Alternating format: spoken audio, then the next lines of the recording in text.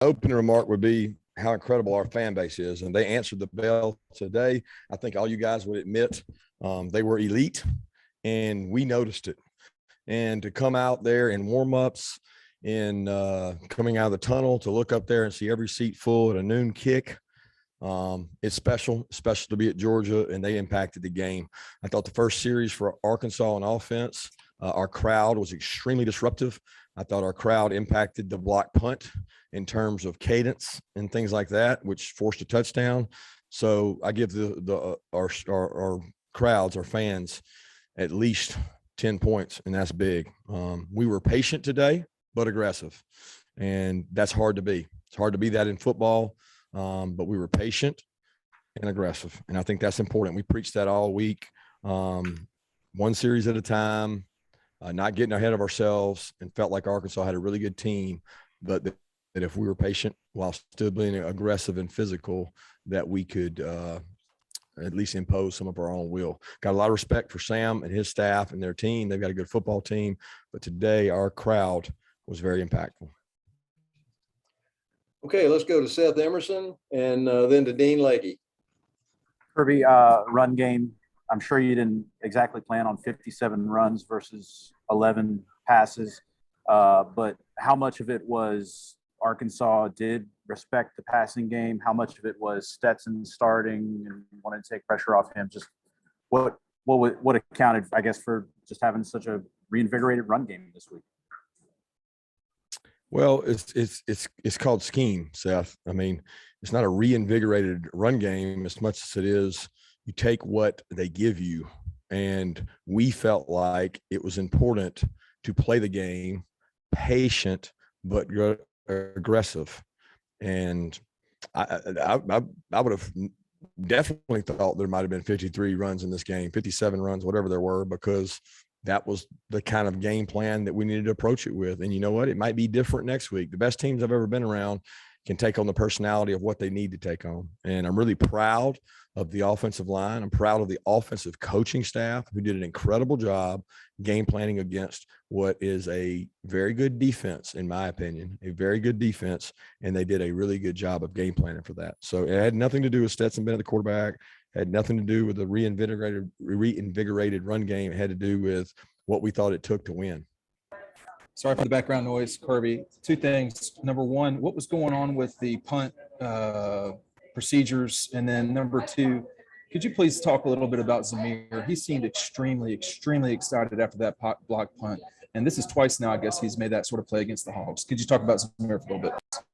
Zamir's just incredible. There's two kinds of players. There's the player that knows his role, and then there's a player that knows his role and is committed to his role. And Zamir knows his role, and he's committed to his role. I mean, he probably had 3 or 4 of the biggest plays in the game. The touchdown that broke it open with the run where the knee was almost down. The block punt, I think Dan Jackson actually blocked the punt, not Zamir, but Zamir recovered it. Zamir takes so much pride in that. You know, like you have to stay after practice on 2 days a week and work on punt block. Well, a guy that's been here 4 years, that'd be easy for him to say, I don't really want to do that. I want to get off the field and go inside. But he stays out there and works on punt block because that's his unit. That's his special teams. Coach Muschamp, the special team staff has done an incredible job of impacting the game. And I thought that they were both very aggressive calls to come after the punts, and Zamir recovered it. But as far as the penalties, that was illegal procedure. We didn't line up on the ball. I mean, just silly, dumb penalty. And we tried to get it fixed at halftime, but then it happened again. So we'll have to get that fixed.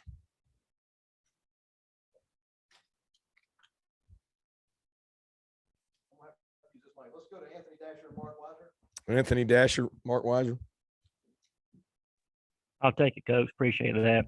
I know we asked about Stetson a lot in these interviews, but just once again, just having him to step in when JT is not able, and just as far as JT goes, just kind of what exactly. I know it's a status with the lat right now moving forward. Yeah, it's week to week, guys. I mean, do your research on a lat injury. It's one of the largest muscles in the body. It can be strained, it can be stretched, it can be torn. Dak Prescott went through this injury, and Dak's, we think, was more extreme than I'm getting a little bit of an echo there, Claude.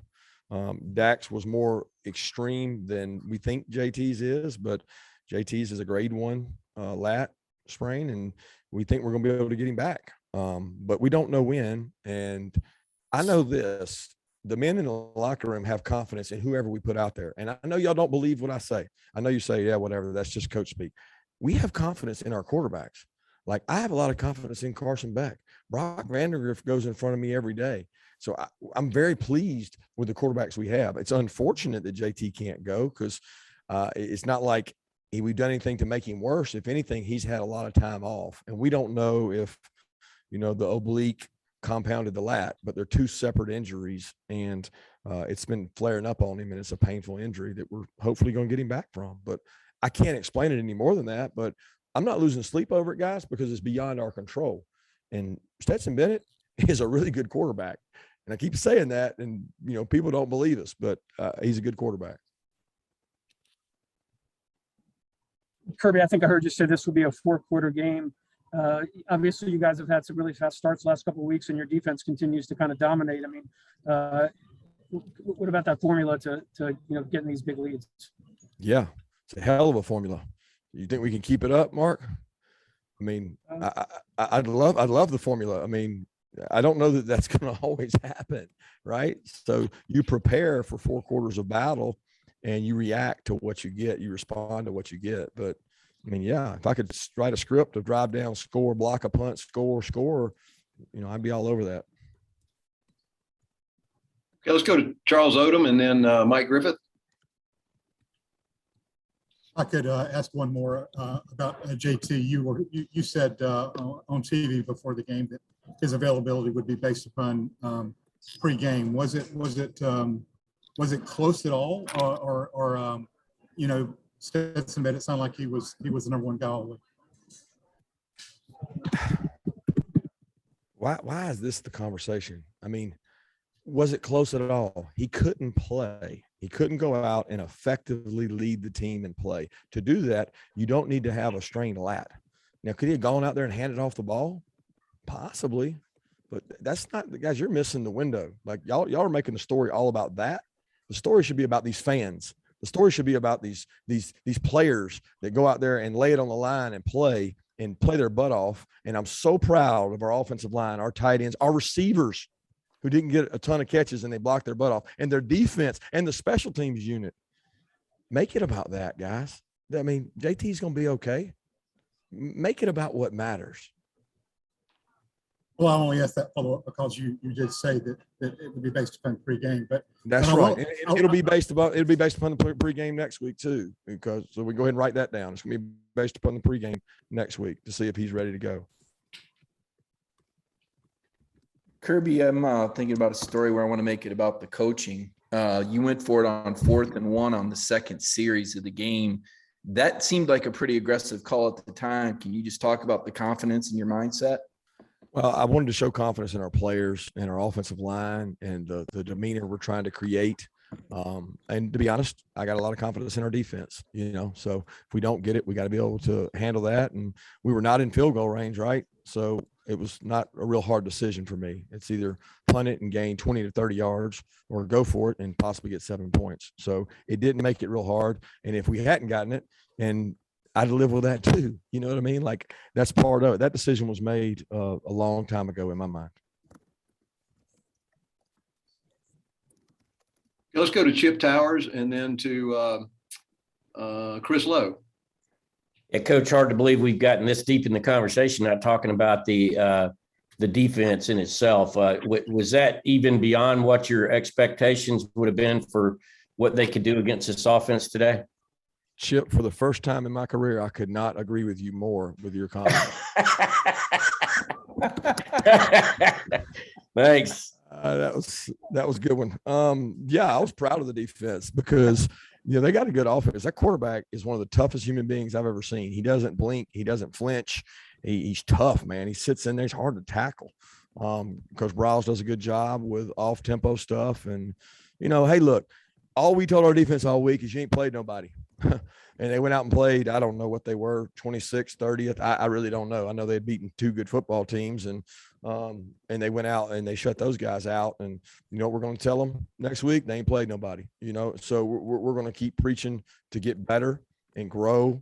We're not where we need to be, but as long as they're like buying in, because we got this really good vibe on our team of complementary football, special teams, offense, defense, and the defensive coaches do a great job of selling to the defense that, hey man, what you're doing is elite. You're special. Now we didn't force the turnovers. I don't guess we got any turnovers, and that would be the one drawback that we're really trying to get more of those.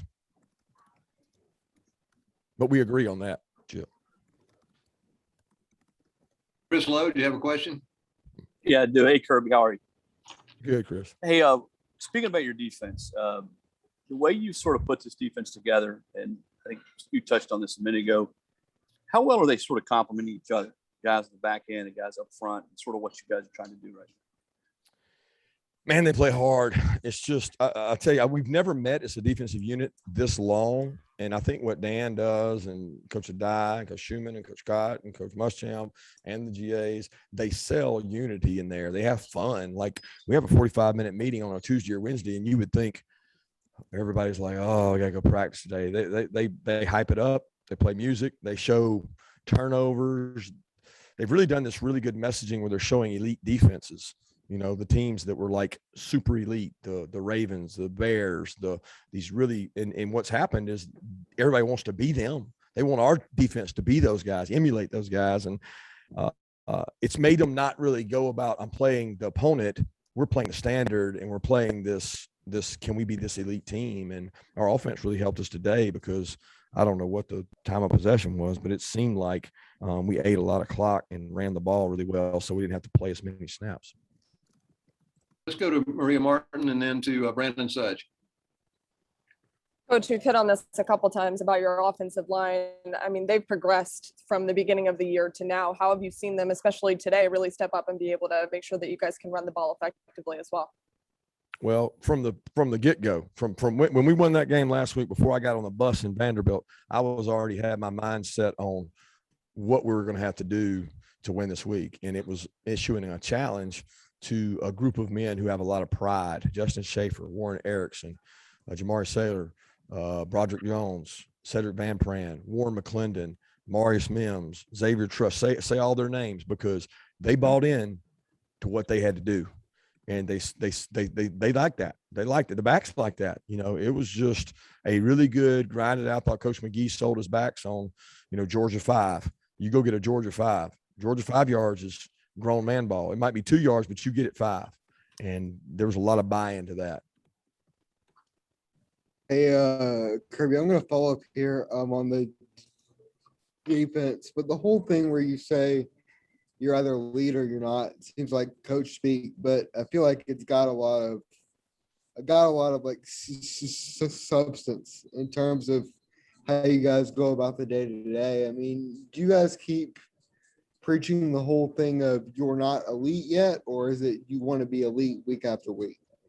Yeah, you're either elite or you're not. And, you know, we've had what I think are some elite performances. I thought today was really special. I thought Clemson's was really special. I didn't think UAB's was so great, but we've had some that are really special. But the elite or not is really about turnovers. You know, you either get them or you don't. So today we weren't elite in terms of turnovers, but we were elite in a lot of other ways. And the buy-in to that has been great. And the kids, they understand it. It's like, there's not like a gray area where you're 50-50. You either are or you're not. And nobody wants to be not. Everybody wants to be elite, at least in this group. And that's kind of permeated our team. Let's go to Jeff Schultz and then to Drew Hubbard. Kirby, it's been too long. I feel like somebody needs to upset you with a question again. So it's going to be about JT, right? Let me guess, Jeff, I'm sure. How about this? Do you think your ceiling is just as high with Stetson Bennett this year as it is with JT? Probably not a fair question, because you're asking me to make a comparison or an opinion. And I've probably seen more snaps of those two than anybody, right? Because I was here the whole time with Stetson, and some of our offensive staff has been here the whole time with Stetson, as well as Monken's been here the whole time with JT. So I just think it's a hypothetical, Jeff, and I'm not upset with you for asking it, but I would have begged to my team, why does it matter? Like, I think that both of them are really good players, you know, and we have a lot of confidence in both of them. And I think the outside perception is that like one guy's way better than the other. And I think both of them are really good. And I'm proud of both of them. I'm so glad that they've handled it the right way. JT's frustrated. He wants to play quarterback, and he doesn't get to when he has an injury. Stetson just goes out and does his job and wants to be there to help the team. So I don't think ceilings, I think growth. And that's where my focus is. Thank you. Hey, Kirby, wanted to ask you about Daniel Jackson. Obviously, he's kind of a guy no one really expected coming into this season, but he blocked that punt. He's made a lot of big plays. What's he been like going on the team, and what kind of difference? Who are you again? I'm sorry. Drew Hubbard with the red and black. Awesome question, dude. This is the best question of the day. Daniel Jackson is the most untold story that we have on our team. Okay. The guy came from, I don't know where, walk on. Okay. He runs 4.5 all of a sudden his freshman year. And I'm like, where did we get this guy from? I mean, he's a good football player. He doesn't play, but he's out there. Then spring rolls around and we have a mass exodus of DBs, 8 to be exact.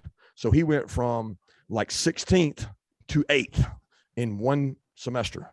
All right. And then he worked his way from 8th to 6th. And then he worked his way to about 5th, and then he blocks a punt, and all he does is give you everything he's got every day. I love the kid. He's done a great job. The guy deserves a dang scholarship, and as soon as we can get one for him, we're going to try to do that. But every player on the team, when you ask them who you respect, I call them players and say, James Cook, who do you respect on the team? 2 guys he mentioned first, Lad McConkey and Daniel Jackson. The kids know. Kids see it. And he's a special player, and I appreciate you asking about it. Hey, let's go Jake Rowe and then to Emily from 46. We got to see Darnell Washington come back, and obviously the passing game wasn't really in the game plan, and you know that's where people want to see, you know, Darnell be. But he looked like he was a weapon in the run game for you guys. And I know he didn't get to play a ton, but how excited are you to kind of get that big body back for the run game and just him back in general? Extremely excited. However much excited you could say excited, because he bought in to his role. He's another one of those guys that we said all week. There's a difference between knowing your role and buying into your role. You know, we had video of 2 teams that were severely frustrated playing Arkansas. Frustration had set in, and all we talked about all week was patience, aggressive. Had several conversations with Darnell about, if you're ready, we want to play you. If you're not, we'll wait. And after he smacked about 3 linebackers during the week, we knew he was ready, and he embraced his role, because he is not 100%. Okay. He's not 100%, and he'll be the first to tell you that. But man, go back and watch the film. Go back and watch the film and see a guy fight for his teammates. And I have immense respect for people that buy into team values, and Darnell did that today. A couple of questions for you, Coach. The first one you might not be able to answer. Do you remember the loudest the stadium has been since you've been here, which game that was, since you wanted it to be so loud today? And then my second question, back-to-back shutouts. The last time the Dogs did that was 2006. The last time it was done in conference, 1980. How rare is that? Well, you just said it. I mean, it's 1980 rare, so that's a long time. Loudest I remember it being ever was that 4th down on Notre Dame. I thought that was extremely loud and impactful. And to be that loud at noon, it's beyond elite. I mean, let's call it like we see it. We challenged the fans because I knew we needed them. They answered the bell. The players answered the bell. Total team unity and effort and buy-in from the fan base and everybody else. Now, if we can just not get complacent, coaches, players, fan base, take things for granted and not have that same impact at other home games, then we can be a good football team. And I thought it was, I know it's as loud as I've ever heard it at 12, because I've never even seen it packed at 12, but it may have been one of the loudest ever. Somebody mentioned earlier to me since the LSU Georgia game back when Met and Aaron Murray were playing. That's what it reminded them of. Okay, we got time for 2 more questions. Go to Connor Riley and then to Jed May. Hey, Kirby, what do you think it said? Why do you seem so frustrated when there are questions about JT, given how well everything else is going? Why am I frustrated? Because I want the guys that deserve all the credit for all the work they've done, for all the things they've done positive. I want them to be able to receive that. I want them to get you guys to write about their effort and how they played, and instead of the story being about JT's lat, right? Because JT can't control his lat injury, right? And there's nothing I can say. I've talked to trainers at the Cowboys, the Yankees. I mean, we've done all this research. There's nothing else we can do but let it heal, right? The story's not about George not being out there right now, right? So the story should be about the guys that went out on the field and performed today and did such a great job of following the game plan. I want them to get that. So it's not a frustration that you're asking about JT. It's that you're not talking about the other guys, but Chip was. Kirby, this is one about the defense, so we'll end on a good note. Stetson said that, having a defense play this well can help an offense get through lulls when things aren't going so well. Just from a coach's perspective, how much does that help you? I think you mentioned a little earlier, you were able to go for it on that 4th and 1 there. Just when the defense is playing that well, how does that affect your decision-making as a coach? Well, I mean, we got a good defense, right? So whether we did or not, I probably would have gone for that one because you're not, it's the best decision. I mean, you can't do much there but gain 20 or 30 yards. So it's the best decision. I have a lot of confidence in our offensive line, our offensive staff to get 1 yard. And that's the way you have to approach college football because you have to score points. But Stetson is right. They helped get us through lulls because we had a couple lulls in the game where we lost the field position battle. And, I got frustrated. Coach Munkin reminded me we changed the field position because we moved the ball from coming out one time and flipped it, and that's how you play football. You play complementary football. And I thought we did a good job of doing that. Thank you, Coach Smart. Thank you, guys.